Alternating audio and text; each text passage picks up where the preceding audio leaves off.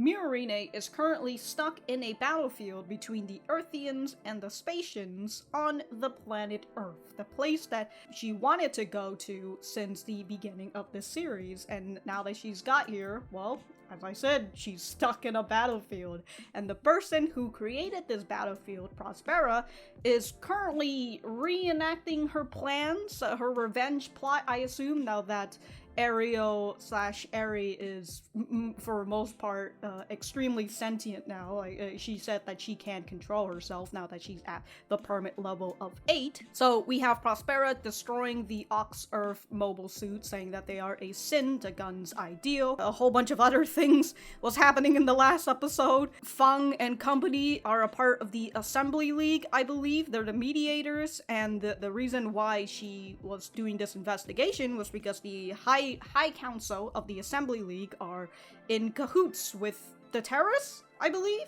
because the terrorists have the Ox-Earth mobile suit, and the reason why they have it is because the High Council is working with these Ox-Earth mobile suits. Somewhere around there, right?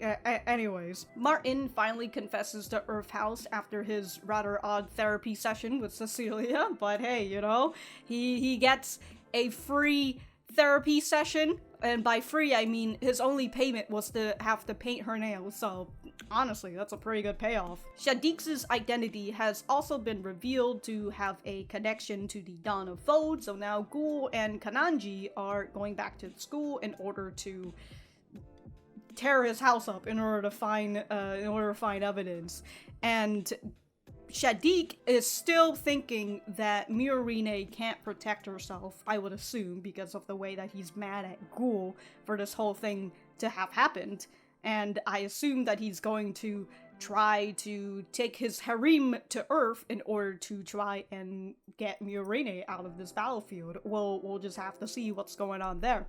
Hopefully that didn't take too long. I think I've covered most of what had happened in the previous episode, so it'll be interesting to see what's going on now, which I assume is, well, I mean, with Shaddiq heading onto Earth, or Suletta going to try to find a way to get into Earth. The other thing I forgot to mention is Lauda finding out about the Mobile Suit Gundam. the Gundam that was between Prospera and Vim, but he doesn't know that. He just thinks that it's between Guel and Miorine, so we'll have to see whether he's going to decide to use it, but then he's probably gonna die if he decides to use it, so Suletta will probably have to use a Gundam, which is also very interesting because it'll be the first time she'll actually get to feel the effect of permit, because that's the whole thing, right? You fucking die if you hit a level too high, kind of like what we saw with Sophie, but Suletta never experienced this because all of the brunt forces, I don't know why I say brunt forces, but all the deathly ray from the permit is being intertwined with Ariel, so she never experienced that herself, so it'll be an interesting thing if we see her piloting a Gundam that isn't Ariel. I know that I said that, hopefully this wasn't too long, but Jesus Christ. But if you guys like the content, remember to leave a like on the video and subscribe if you haven't. And if you didn't like the content, dislike the video and we'll be on our way. Let's get started. Oh god, is that... yeah, okay. You take from me again.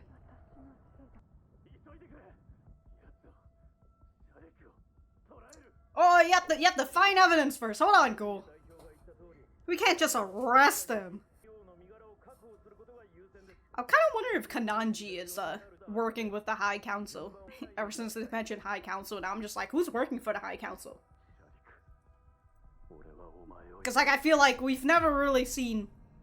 Look at these, like, they both got fucking ire for each other, Guel and Shaddiq. It's time to move my father. Okay.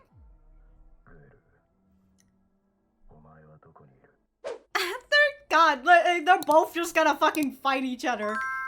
My favorite thing is just in any story when you get two boys fighting over a girl, literally.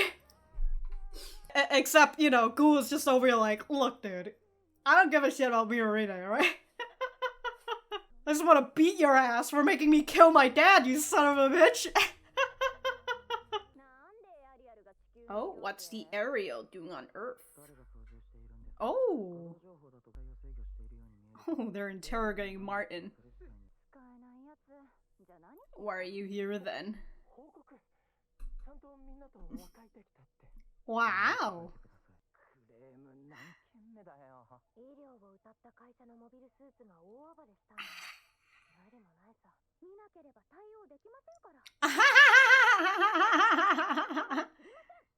Damn! Too anonymous. Uh-oh. I legit could not read that font. What did that say? Kill the Miorine? I think I saw kill.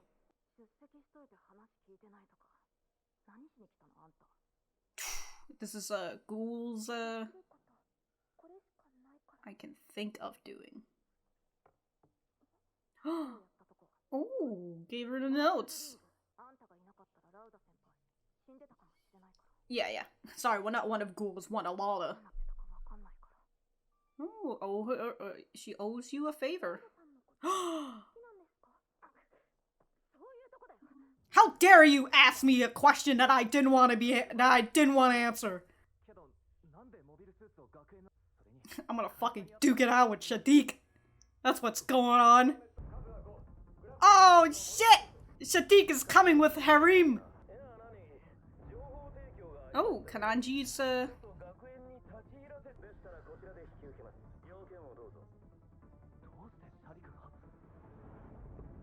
Guel's already fucking gone, dude. Guel.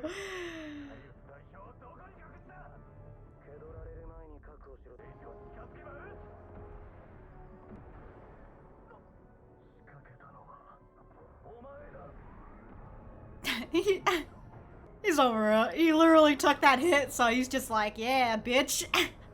Self-defense now. Let them go into the fucking wild, dude. Oh my god. Bye. Norea? The witch? I mean... No. Get the fuck out of school. Guys, don't stay where you are. Oh shit. Release into the wild. There goes Norea. Dropping her notebook and everything. Alright, Nika, what are you gonna do? The fucking door is open and everything. It's time to go. Where are you going? Why pilot a Gundam again? The spaceship took something from her again. Then run. That's what Elan's been doing, huh?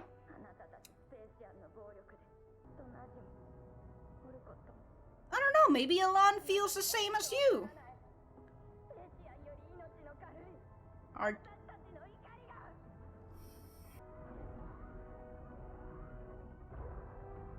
Is there a gun bit? Ah.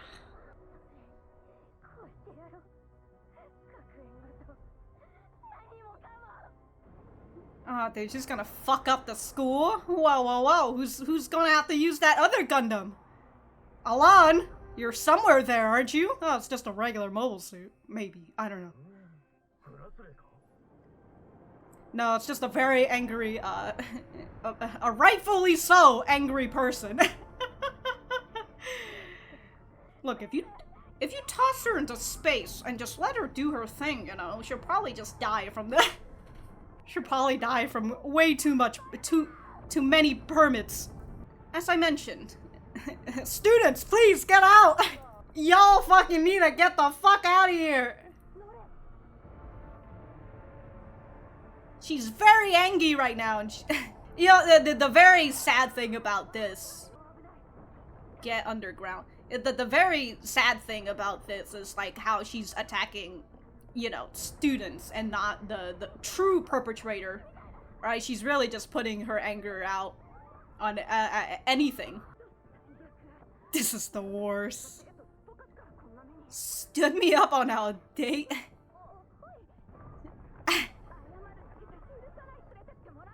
Alright, don't say this, alright?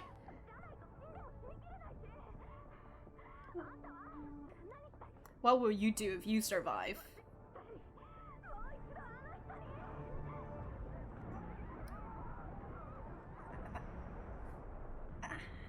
No, the girl whose name I currently can't remember, but is Lauda's at Lauda's side all the time.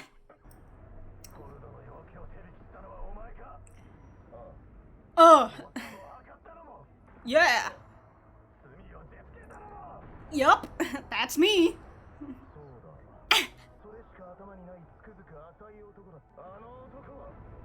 Deserve?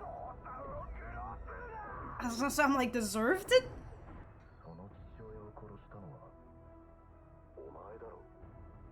Uh-oh, Lauda heard that. Uh-oh. Alright, Lauda, what are you gonna do now? What are you gonna do now, Lauda? Please! Not the greenhouse! Guys!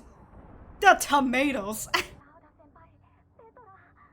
Petra, that's her name. God, another one of our rosters are going to fight. Our roster is going to shrink again, ain't it? Ssecelia running is fantastic.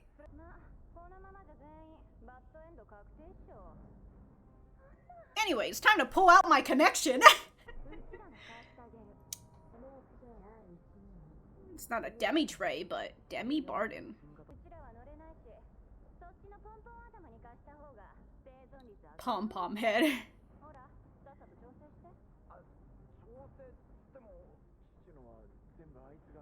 By Nika. Well, Nika's out and free, so and there she is. Bean and all.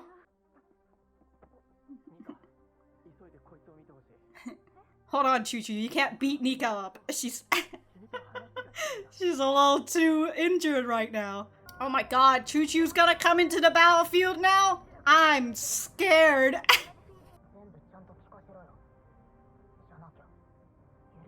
You better spill everything, huh? Well, you know, Choo-Choo and Martin are quite similar to each other in the fact that they're, you know, they keep secrets. Oh, Felsier, you gotta get saved by Choo-Choo. Pom-pom it. Oh, shit.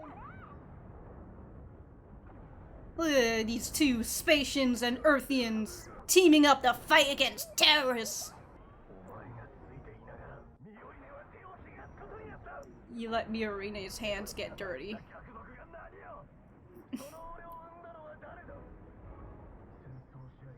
Oh god, the war partitioning.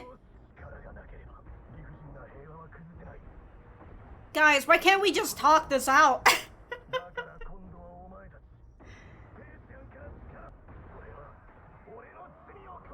He says he's gonna take power from the Spatians, but then like the higher ups are helping out with like by providing or with the Oxurf stuff. With rendezvous point with the Assembly League. So they're having a rendezvous with the Assembly League. So like he's still working with the is he working with the High Council?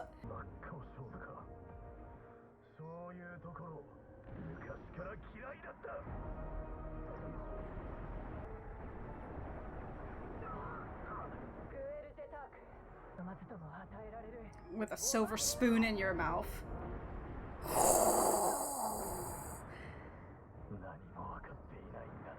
Man has gone through suffering, dude. Holy shit! Oh my god!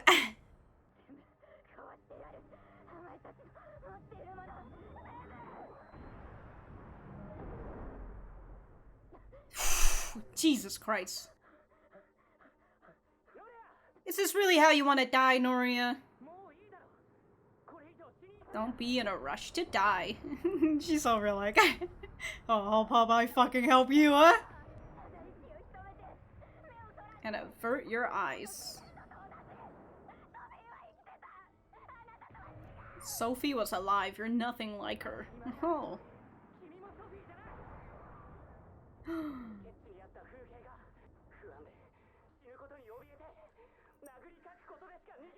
Was your only escape.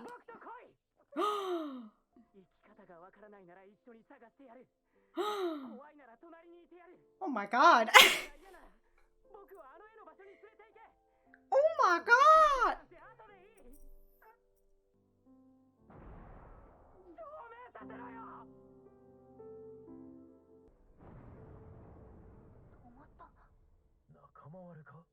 Hold on, we have two mechas. We've got two mobile suit kissing. Oh, kissing? Hugging. Sorry. Uh-oh.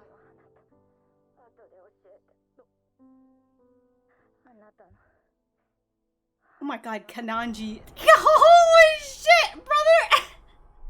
Fucking sniped her! Woo! Got him. Oh, that's one more from our roster.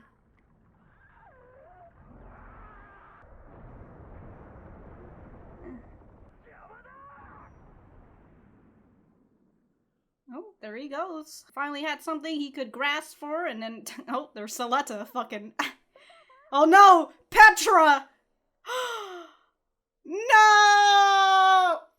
I can't believe Petra saying all those things about how she was going, what she was going to do after she survives. Better take her to the hospital. Maybe she's still alive. I don't know.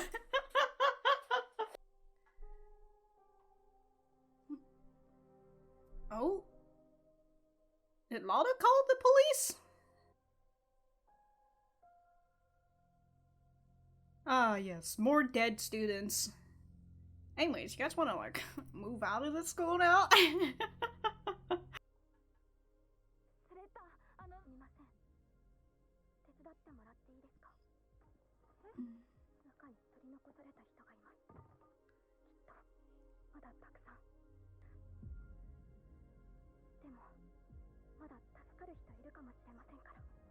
Could still be people alive under the rubbles. And if not, you might as well bury them.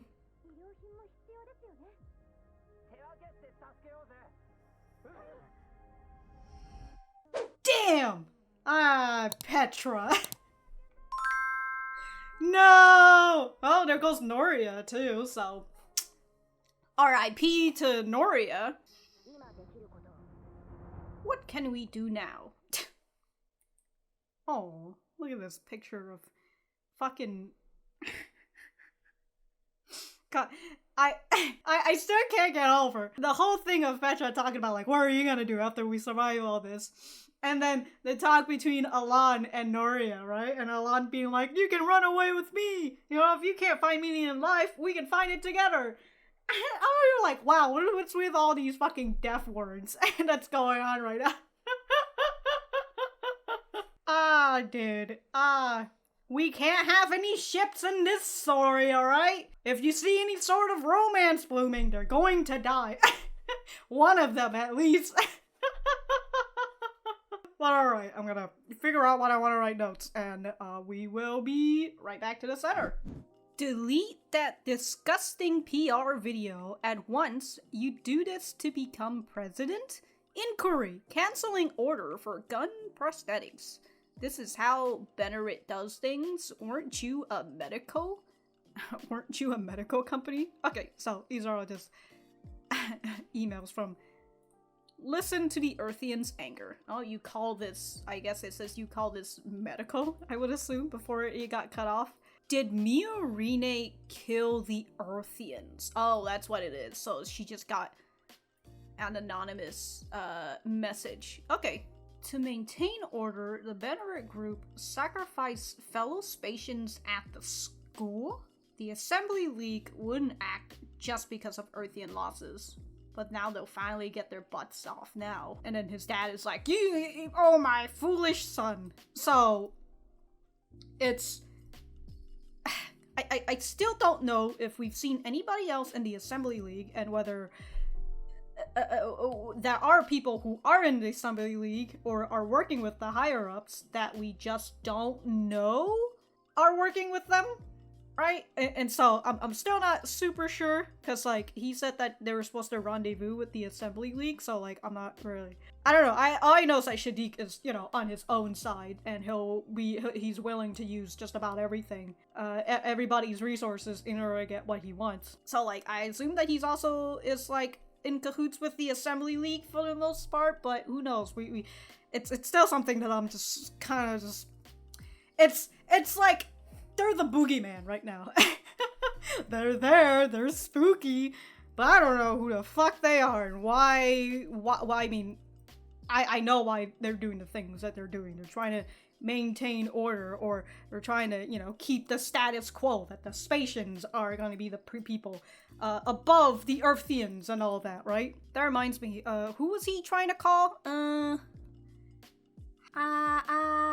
Mechanical department. That's a Camu Haysink? Who the fuck is that? He was on a 39-second call with him. Is this the space police? Or, I mean, it's part of the mecha stuff, right? But he was calling, so I guess it's like another scene of somebody coming to pick people up, and they're part of like the authority, and then somebody has the phone. So it's like, I guess he called them, kind of like with what they showed with Martin, and how he had his phone, and he was the one who called, who called Nika and all that. So I would assume. So anyways, Lauda's gonna die, right? Actually, Lauda needs to start talking about romance and shit first. Alright, so that was episode 20 of the G-Witch Mobile Suit Gundam Witch from Mercury thing, or whatever. Anyways, let me know what you guys think about it in the comments down below. You know that I always like talking to you guys. For me, I thought that this was well, it's one of those action-packed episode, despite me feeling like I don't really have too much to say on it, but I've got an entire set of notes that I wanted to talk about. So by the way, if you're ever interested in seeing my notes, check it out on Patreon.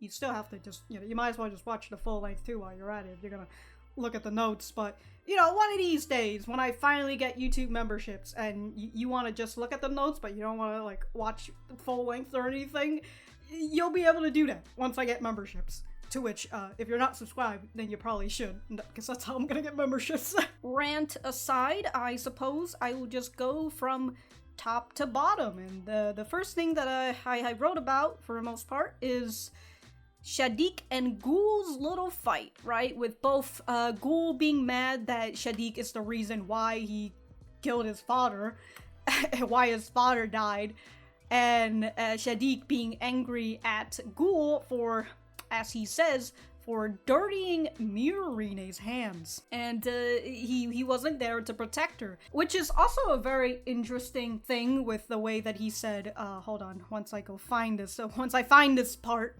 So in this part where Kananji was trying to somewhat be, a little civilized, a little bit more of a, more structured, it's just like, hey, we're gonna need permission to get into school. And Guel just comes in, he's just like, where are you hiding President Sirius? So the response from Shaddiq is, weren't you told to secure your target before you're suspected? And Guel hearing that, he's just like, what? And so Shaddiq, it's so funny because like he uses this opportunity as a dig at Guel, and so he says like, because you're so rash, that's why Miorine's hands had to get dirty, because he wasn't there for Miorine. Here he is leaving Miorine by herself, and then this whole fucking thing happened, and now Miorine is stuck on Earth, and Shaddiq is super fucking angry at that, and especially with the whole dirtying her hands thing, right? She's literally on the news. There's explosions and everything happening on Earth, and her picture is just right there on the fucking screen. Like, Jesus Christ, dude. So, Shaddiq, very angry, and as someone mentions in the previous episode about how Shaddiq still holds that opinion of Miorine, despite Miorine had already gotten to that point where, the both of them duked it out.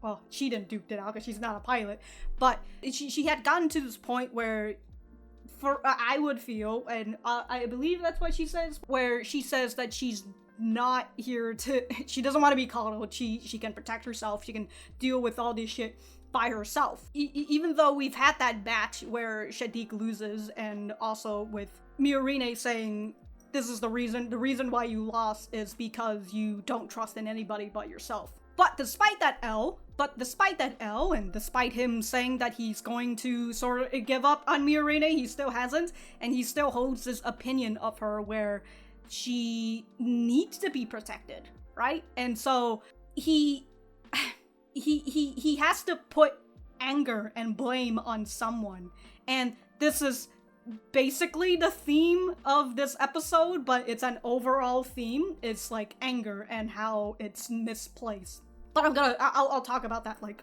towards the end. But okay, this fight between Shaddiq and Guel, right? With Guel, hold on, with it's a little bit further in, right? Because their fights is like sparse around here, and so this is the point where Guel is asking Shaddiq everything. Hopefully he's got this recorded, right? I mean, Lauda is listening in, so hopefully he's got it recorded. I would assume this is the future and all. They've got shit recorded on the go. So here's Guel asking everything, right? You're the one who guided Dawn of Fode, the one who set my dad up, and you're the one who blamed it all on the Jator company. He's just like, yep, that's right, that's me. And the other savagery from Shaddiq, when Guel is just like, you fucking bastard, you're the reason why my dad died. And Shaddiq is like, hey man, I didn't kill your dad, you did. If you were a little bit smarter, your dad wouldn't have died, so like, it's not my fault. Shaddiq has been the guy who's been putting his fingers in multiple pies, but also his fingers are pretty fucking dirty with the things that he's been doing. But I don't believe we've ever seen him shed blood with his own hands. You know, his hands are dirty, but they're not bloody. Unlike someone like Guel. The little bit of the talk that Shaddiq was having with Guel is how like, oh, you, and also I think Sabina was talking about it too, right? You don't understand our struggle. You have been fed with a silver spoon your whole life, so you don't know about anything like this, right? You're just a fucking arrogant little prick prince who's just trying to make it in the world, and we're not really into that whole shit, right? I don't know where that sentence was going. Speaking of the savagery in Shaddiq, right? After the whole thing of like, yes, I was the one who basically led your dad to death, but your dad approached us with a plan to assassinate Elan, and look, the guy was a pretty shady man, right? Shaddiq is out here talking shit on a dead man, because of course he is. And I felt like even though he kind of stopped at some point, it really felt like Shaddiq was this close to just saying like, oh, he deserved it. He deserved that death. What a fitting death for this shallow man to be killed by his own son. And I'm just over like, what the fuck, Shaddiq? I mean, I get it. You lost your entire family like many moons ago. But like... you've lost your family many moons ago or whatever. Maybe you don't even know who your family was. So obviously either that wound that you have of losing your parents have already been sealed up, you know, like that one guy from the Earth episode that I currently can't remember. He used to also be a part of Cathedral and all that, and the guy who says, I don't have a family anymore. I don't think about my family. I'm just alone. That guy, right? So either you're putting your pet feelings about that, or you've never really had that connection with like an actual parent and like actually lost that connection. We don't know about Guel's backstory specifically, right?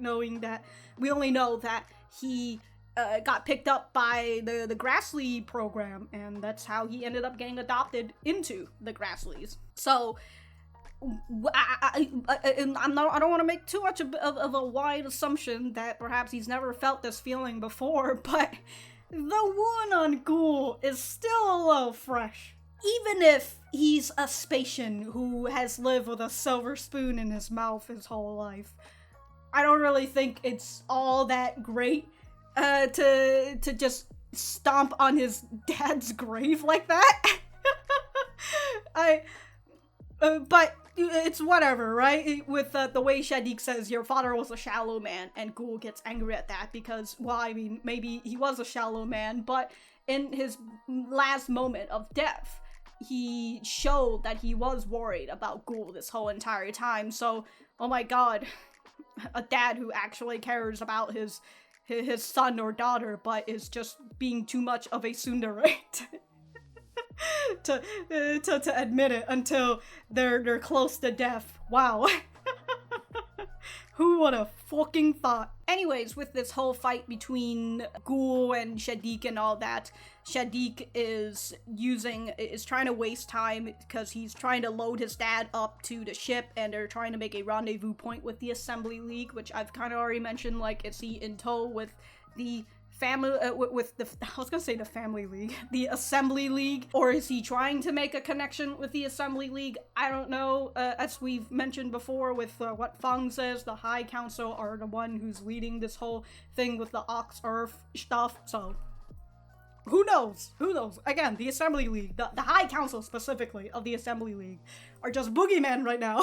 And the other thing that Shaddiq talks about is how he kind of in the connection of how he says that Guel wouldn't understand because he's been, well, that's Sabina, but for the most part it's the same idea that Shaddiq has, because Shaddiq, his harem basically shares the same thing with Shaddiq, so whatever Sabina says for the most part is connected to Shaddiq.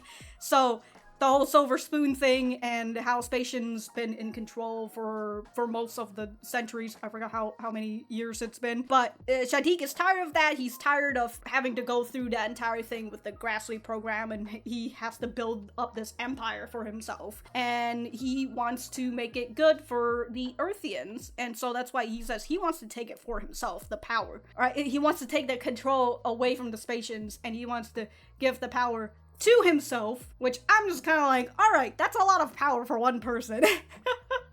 I would assume you're gonna delegate it to your harem and all that, but I don't know, maybe you should also, I would assume with the way that you're working with the terrorists, like would the terrorists also have options to be a part of this power that you're having, or are you also gonna toss them to the side? I don't know.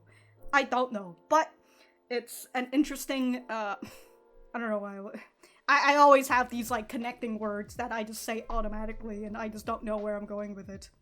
Towards the end of the fight, we have Guel crashing into Shaddiq, but with his little laser beams, his little gun bits. And Shaddiq goes and he says, charging straight in. That's the very thing I've always hated about you, which I suppose that shows the difference between the two of them, right? With Guel and how he started off as this arrogant prick. And he's a little bit of a jerk in the beginning, right? But he heads into things straight on, and it really does feel like that in Guel's character, while Shaddiq has been doing everything from the sideline. He's the guy who's been planning everything and letting other people take the limelight, let other people take the stage, while Guel is the person, he's just out here for himself. Well, I mean, by that I mean he's doing the work by himself for the most part, and he's the guy who's in the limelight, so of course he's going to be the man who charges in, or the boy who charges in, technically. But it's also very fun that Shaddiq, in this anger of his, despite knowing that this is one of Guel's signature move, charging in, and it's something that he sort of does to Suletta twice now, with the way that he shoots his ankle, his feet at her and then pulls himself in, right? He gets very close. This is one of his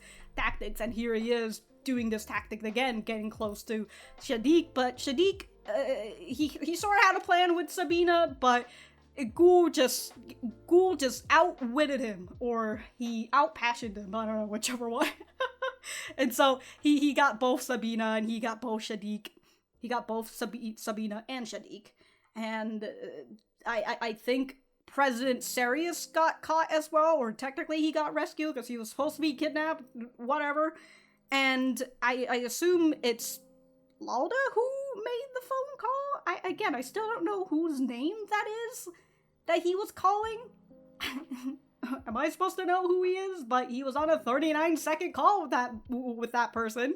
So I assume he's the one who called the people to come in and grab all these people, Shaddiq and his harem and his dad and all that. So, and yeah, Lauda found out that Guel has killed his dad, which depends on how Lauda acts. He's always the sort of guy who's, well, he's similar to Guel, considering that they're siblings, I think. Whatever. he calls him brother and he calls him dad, but they have different last names. I don't know, whatever. They're siblings, so they do act very similar. But right now, it's Guel who has gone through a lot of changes because he has seen Earth and how, you know, the Earthians live, while Lauda has gone through his own low change, but it's not enough to actually change his personality. He knows that his leadership is not good, but he's still being that arrogant prick that he was when we last saw him talking shit to Suletta, because of fucking course. But then we also see him having a bit of a sympathy point, where he said that he wasn't going to pick a fight with Choo-Choo because he knows that she saved them and all that, right? So there's that small low change, and it kind of makes me wonder if this is just Lauda perhaps getting a little bit upset at Guel, putting some blame on him, because we all love the blaming game in this series. Or maybe he'll actually walk up to his brother and ask, like, hey, you killed Dad? And maybe Guel can explain to him, like, yeah, I didn't know that it was him. He was just attacking me. It was self-defense. Yeah. No, it was all jammed and everything. I couldn't connect. So maybe we'll have a heart-to-heart brother talk with them. Or Lauda is just going to be a little bitch. Also, towards the end of the fight, Shaddiq says that the Assembly League are going to make their move now because there have been loss of Ssecelia life. Because the Earthian lives, who gives a shit? As Norea had said to Elan, she's angry at how cheap Earthian lives are compared to Ssecelia, so understandable. Alright, after getting that rather long point out of the way, we have this one small scene that I very much enjoy, and that is Martin coming back to Ssecelia to update her on his relationship with Earth House. It truly is like a fucking therapy shit. He had gone to he went to a therapist, and the therapist told him, oh, maybe you should confess to your friends, you know, maybe it's not that good that you should have kept the secret away from them. He's like, you know what, I'll fucking do it. And so he does that, and he comes back to the therapist like, hey, so I did what you said. Except Ssecelia is just out here like, I don't give a shit about that. Tell me what's going on with the Earthian news. Also, I feel like this is the first time I've seen Ssecelia stand. I don't know why. Is this the first time I've seen her stand? She's always sitting. So because that's why I thought it was so funny to see Ssecelia running. or doing a casual pace when they're being fucking attacked by terrorists and all that. But yeah, I cannot get over the absolute territory that she is having right now. Like, what is going on with her leg? I mean, I know what's going on with her leg. It's the fucking compression of the sock, right? And how, like, you see a little bit of her thigh is, like, bigger than where the sock is, right? That's the compression that's coming in. And, like, I get what they were trying to do. It's just, you know, I also never really realized how short her shorts are in terms of, like, the side, and how, like, in the front, it looks fine, but for some reason, her shorts on the side goes up even more? What? And do we see anybody else wearing these shorts, or is it just Ssecelia? You know what? Ssecelia, she doesn't wear she only wears, like, the top part of the uniform like everybody else. Like, she doesn't even wear the black socks. She doesn't even wear the black shoes that everybody wears. She's wearing, like, some fucking high-rise, is that what it is? High-rise shoes? High tops, there you go. She's wearing high top shoes. Anyways, going off of the tangent that is Ssecelia's clothing aside, we've got Earth House that is getting just completely bombarded by all these other companies that were planning on supporting them. And I love Lilique just being angry and how she's like, well, if we can't see them, we can't reply to them. Let's just leave it to the president. I don't give a shit about this anymore. Now that is some let's just leave it to the manager energy right there. I appreciate that. Lilique is just like, I don't get paid enough for this shit. Let's just forward it all to Miorine. I know she's on the battlefield and all that, but fuck it. But that leads us into the one of 3 scenes that we saw of Suletta this episode, I think. And this was her actually going back to school again despite being in her bed for I don't know how many days. But she got this text that was like anonymous, right? And it said, what is it? Did Miorine kill the Earthians? Which who is this anonymous person? I don't know. But the next person we see is Petra, who apparently has a crush on Lauda. But despite her being, I just realized the Jeturk house is just filled with tsunderes. So here's Petra putting up a bit of an attitude, but she's still helping Suletta out, and it's nice to see this continue growing relationship between the Jeturk house and the Earth house, in the fact that, well, as I've mentioned before, the Jeturk house is going through L's, and so they should understand how Earth house feels. Even if it's at a very minuscule pace. They've been growing with each other because of the trauma that is happening. They're trauma bonding, essentially. So I really like that we're having this nice low relationship, and I do wonder if that is something that's going to grow a little bit later on. And you know what, I'm just gonna combine what I wanted to talk about with Earth House to Suletta as well. Before we get all into that, we've got Petra, who is out here tossing death flags by just talking about romance and talking about talking about what she was going to do after she survives. And I'm over here thinking, maybe you shouldn't be talking about that. I don't know. Maybe you shouldn't be talking about how silly characters always tossing out these lines that's going to get them killed, and they don't even know it, the dummies. Even though I know that it was Suletta who tossed out that question in the first place. She was the one who said, "Are you in love with Lauda?"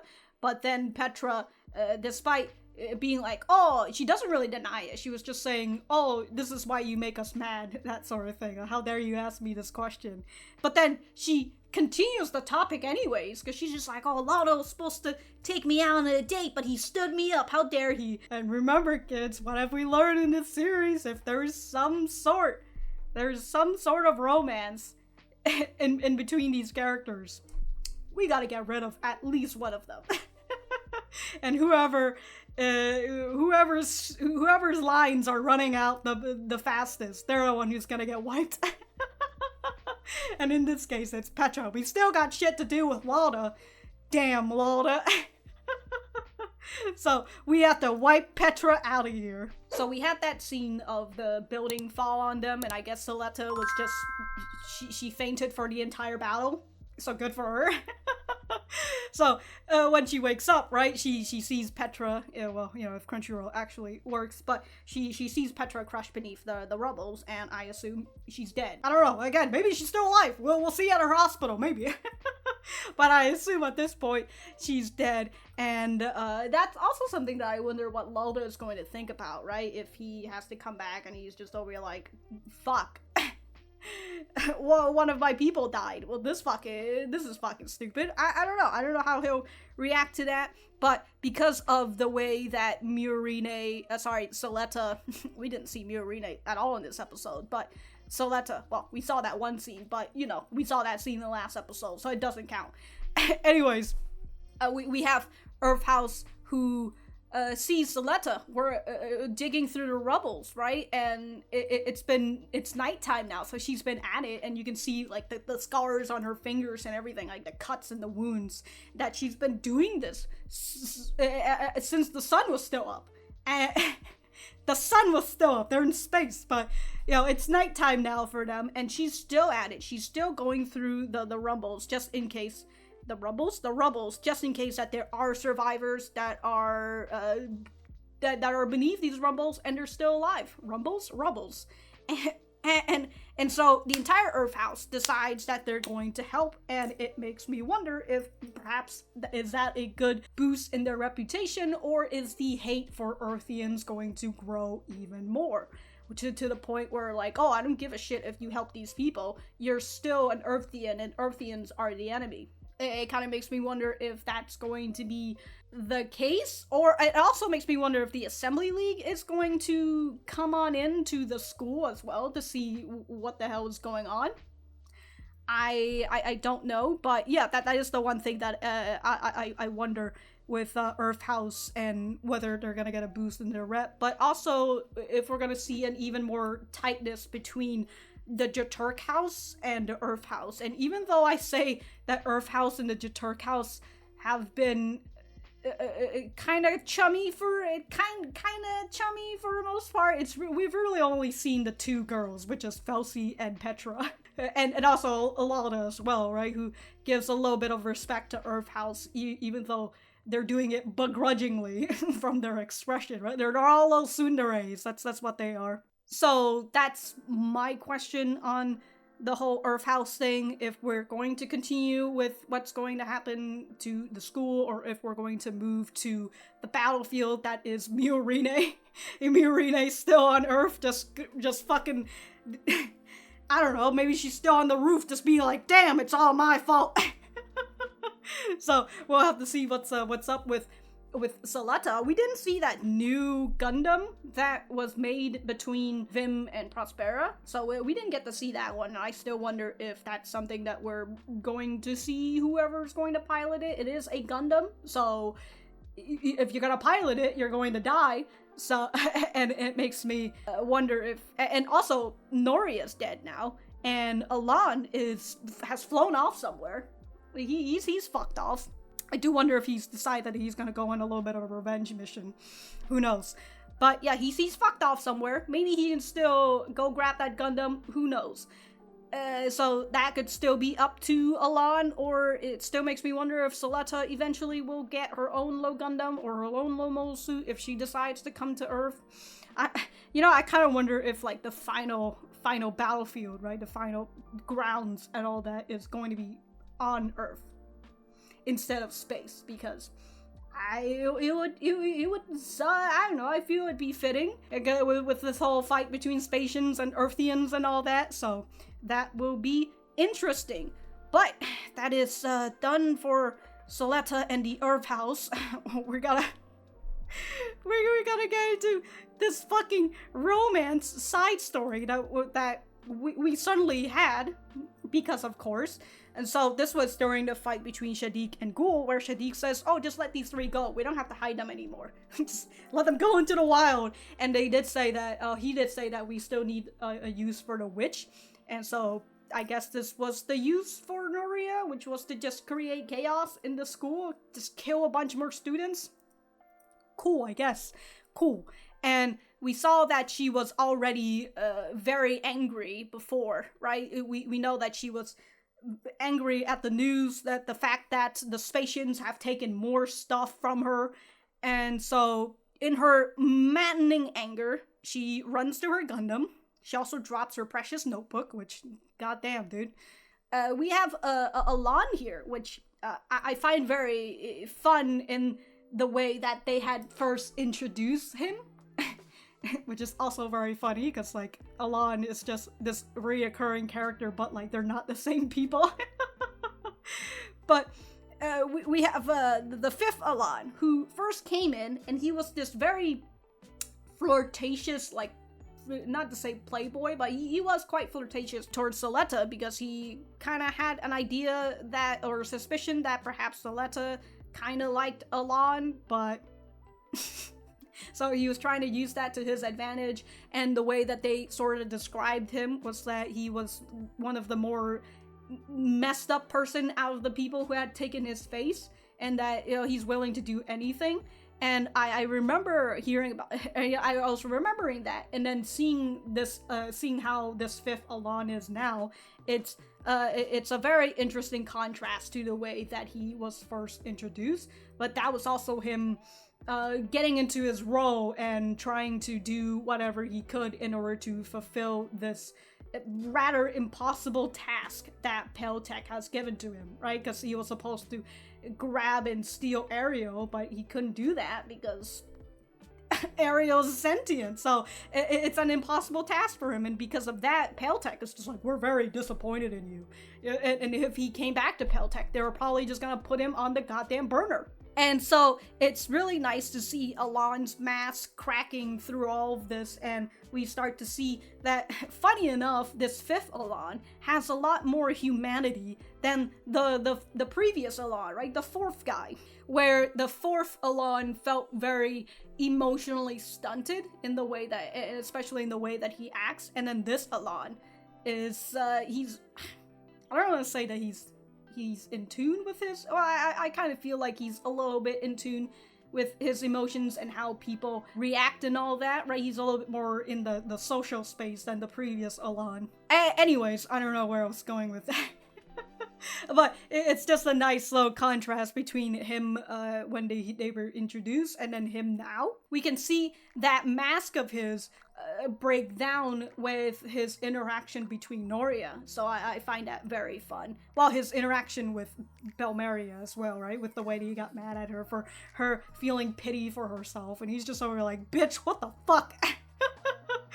I got my face stolen because of you. Anyways, with Norea, he seems like he's able to feel empathy from her. Empathy towards her? Somewhere around there.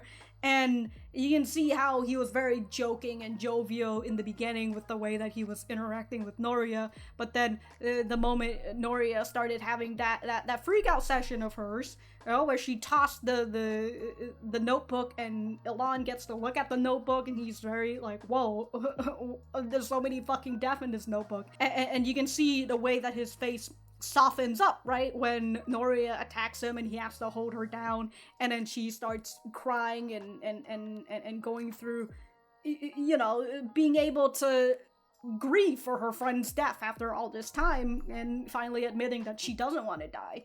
And it was just a very nice humanity point for for Elan. And again, the way that his face softens up for her. So it's very nice to see that when Norea runs the fuck out and she's ready to fucking murder more people, here we have Elan who's just running out, and here's Nika, who I totally forgot to talk about Nika, even though she's, whatever, dude. Nika's job, whatever. We'll see more of it later on. So we have, anyway, so we have Elan.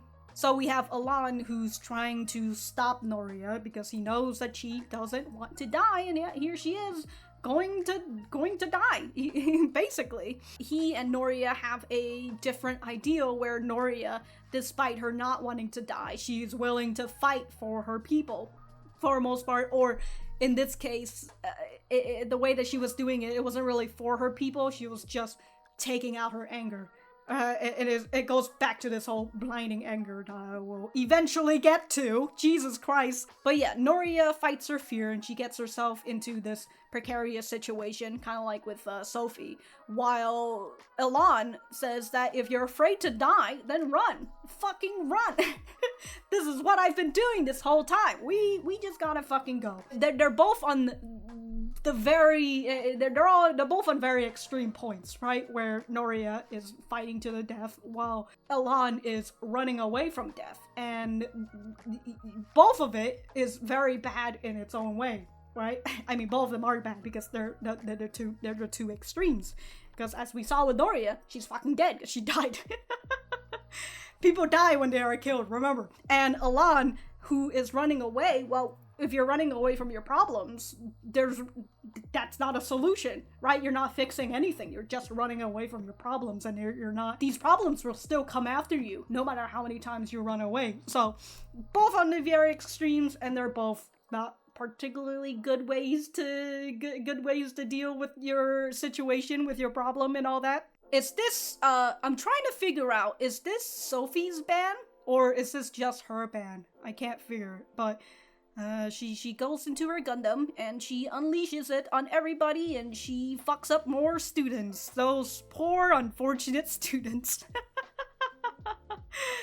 That's what they fucking get for attending school and being ignorant about the Earthian problems.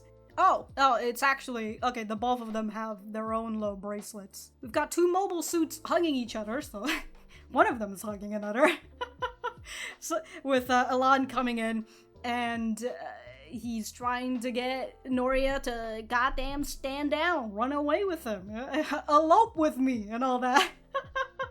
And he says, I know you're afraid of death, and if you're scared, I'll be here for you. You know, if you don't know what the meaning of life is or whatever, I'll help you find it. So these are very romantic words. And again, what if we learn, children? Romance equals death. Do not raise any romance flags, alright? Stop. Don't talk about what you're gonna do after all this. Don't talk about love or romance. These are just words that's going to kill you. And so, as he's finally able to get her to stand down, right? She made the mistake of getting further away from him so then the sniper could snipe at her. So as she was going to ask, like, for his real name, right? Got absolutely sniped. There goes her band too. God, it just evaporated. Jesus Christ. Not even is her entire body evaporated then? Because they shot the cockpit. Like, what the hell? Anyways, Cathedra knows what's up. I will say that. Cathedra knows what's up. They do not negotiate with terrorists. And in their mind, understandable, she literally just came up and caused all this destructions, and we don't know how many deaths, but like we saw at least 10-ish body bags, and that's only the amount of cases that they've shown us that, you know, they found and actually put them in body bags and all that. There could be more than 10 students, and this is all the cause of Norea. So understandable that Cathedra is just like, all right, the fucking suspect is. Although I will say this is Elan was the negotiator in here, right? And he was doing good at negotiating. and then Cathedra, who just has a sniper over there, is just like, all right, I don't think the negotiation's going well. Shoot her. That's, but as I said, Cathedra knows what's up. They do not negotiate with terrorists. They're gonna blow her up instead. But we see very genuine anger from Elan, right? And then we hear this sound effect that's like, it's like the Gundam also glows red as well, right? And then are these the gun bits? Like, I thought the gun bits these are the gun bits, right? But he uses that and then he just flies away, right? He fucking gets himself out of there. And it makes me interested in the idea that here is Elan, who has just lost someone he felt a connection to, someone who he feels like is the same as he is, right? Someone who is empty on the inside, as he's mentioned to Norea before, and someone who is afraid of death. And he's just over like, hell yeah, dude.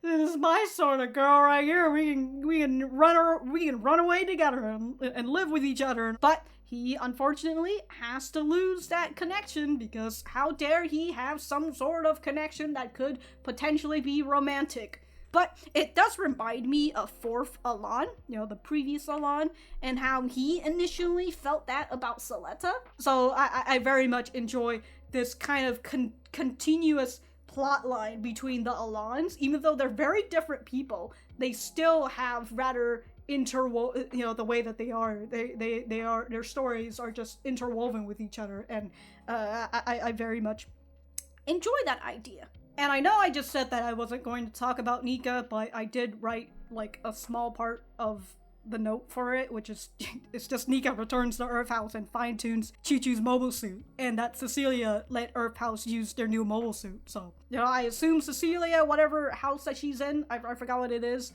but whatever house she's in, I would assume that they're going to give a bit of a rep to Earth House as well, other than the Jaturk house, because hey, they wanted to come in and fight. They didn't have their mecha, we let them borrow it, and they helped save students as well, right? We know that Choo-Choo, I would assume at this point, with Choo-Choo coming in and saving Felsi again. I think it was Felsi who was crying out to be saved, right?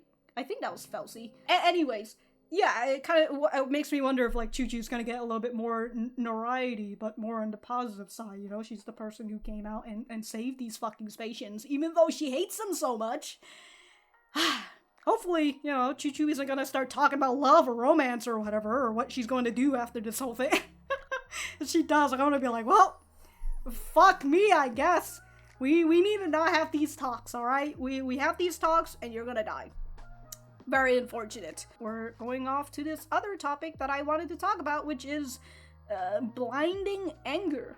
And it's this anger that I've read decades or centuries. I still don't really know how long it's been going for, but decades or centuries worth of anger will blind you.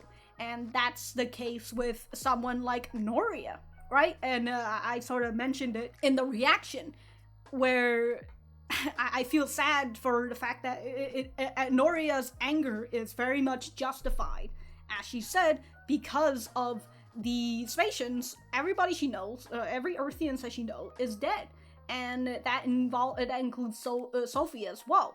Although I will continue to say it's sort of Sophie's fault, but you know, maybe I am a little bit like Shaddiq at that point.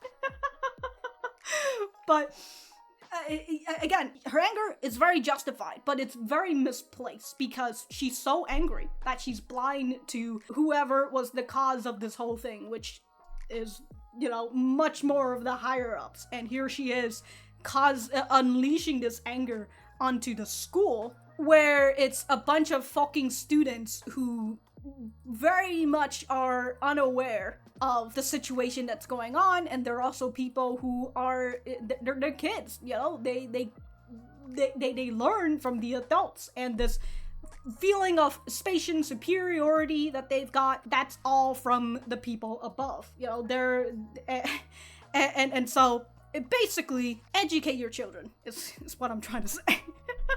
I'm trying to find a good shot of the school, but it's whatever. It's good enough, I guess. In terms of that blinding anger, you're so angry to the point where you aren't able to see the other person's side. Kind of like with, well, Norea talking to Elan. God, I'm starting to forget names again. Or I'm about to start messing up names. Because of Ssecealian's brutality, everyone I knew is dead. Not even Naji or Olcott. Olcott is that one guy that I was talking about who's like, I don't have a family, right? That's the guy, right? That's Olcott. And Naji is the leader, right? So she says, not even Naji or Olcott, and especially not you, could ever understand this, our anger that our lives are cheaper than Ssecealians. And she says that with very much tears in her eyes, and again, this blinding anger.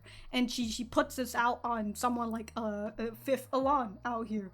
And it's an interesting aspect where perhaps Elan, despite it not his suffering not having spanned through centuries, he is still going through his own suffering. But like, if we're gonna go into a fucking dick competition, trying to see who suffers the most, this blind anger, she doesn't really see Elan's situation, even though she kind of has some sort of idea that, you know, Elan, he's got his name taken away, he's got his face taken away, and he's currently out on the run, and so like he's suffering in his own ways, and it's through the Ssecealians, right? The brutality of the Ssecealians, and kind of makes me wonder if like Elan at that point, well, he's way too flabbergasted by her. And also, she had gotten into the Gundam at that point, and just like, I'm out of here, I'm not gonna listen to what you're gonna say. It's an interesting thing that, well, again, with how Elan is able to empathize with Norea in the feeling of she doesn't want to die, she's very empty like him. Again, that shows that he has gone through suffering, and is still going through suffering, because he's trying to run away from Peltek out here. And then there's the argument between Guel and Shaddiq, where Shaddiq is, again, talking about the whole silver spoon in his mouth. It's Sabina. I keep thinking it's Shaddiq, but again, Sabina's words is an extension of Shaddiq's. He feels like Guel is unable to understand his suffering, because he is just a boy who was born into nepotism, essentially. And if none of this would have happened, he would have just continued being his arrogant self, and he would have just became the top lead of the Jeturk and just be kind of like be what his dad is. But as we know from Guel has gone through the suffering, and even though it's not as long as what Shaddiq has felt, it's able to help him open up his eyes and understand the suffering that the Earthians are going through. So again, this blind anger, and also Shaddiq is just mad that he Guel sullied Miorine's hands and all that, whatever. But he's unable to see Guel's side of the story and kind of come to the realization that Guel very much would like to help the Earthians. He knows that they're suffering. He's been there. He witnessed the battlefield firsthand. And also, he's the man, he's the boy who has gotten his hands dirtied. So he knows what death feels like. He knows what it feels like to take a life. He knows what it feels like to have to grieve for your loved ones. Even if it's not on like a major scale of the Earthians overall. And going back to that whole blind anger, I don't know why I keep saying going back to the whole, I'm still talking about it. It's that anger of everybody that you have just taken up, right? It's this anger that is passed through generations. And again, anger, decades or centuries worth of anger will blind you. And you're so angry that you are unable to see other people's side. You're unable to see that perhaps there is some sort of diplomatic way to change this whole thing, kind of like with what Miorine wants. But you've just been suffering so much. These whole things, they're not gonna fucking work. So might as well just cause fucking violence. Try to cause as much pain for other people. Even though they're not, even though they're just a part of the gears, they're not the one turning it. But to someone like Norea, it's just so much easier to just pour out all your anger on these students. Right? Students that don't know any better. Students that are really only following what the adults are saying. Students who are only getting fed pipeline news from Spatians, you know, getting headlines written and all that, all these articles, all these people making the news, they're all from Spatians. They don't really get news from Earthians. And that kind of fuels their low ignorance, that their low arrogance, that they're perhaps better than Earthians, right? And nobody is born mean, nobody's born evil. Well, maybe some people, but for the most part, nobody is born. Most people aren't born evil. And this goes for the Earthians as well, right? These kids who are born on Earth, they see all this suffering, and they see continued Spatians oppression on them. Of course, they're gonna grow up with hate in their heart, that they're going to think, it's either me or them. It's either us or them. And so, you know, both Spatians and the Earthians have just grown through this generational, that's what it's called, right? Generational. But yeah, I don't know where I was going to stop at this point. I don't know where I was. I know I was talking about blind anger, but I literally only wrote 2 notes for it, and I don't know where I've gone. Anyways, I regret saying that this probably won't be a very long video, and if I have anything else to say, I will write it in the description down below. Thank you guys for sticking around, and I will see you guys in the next episode.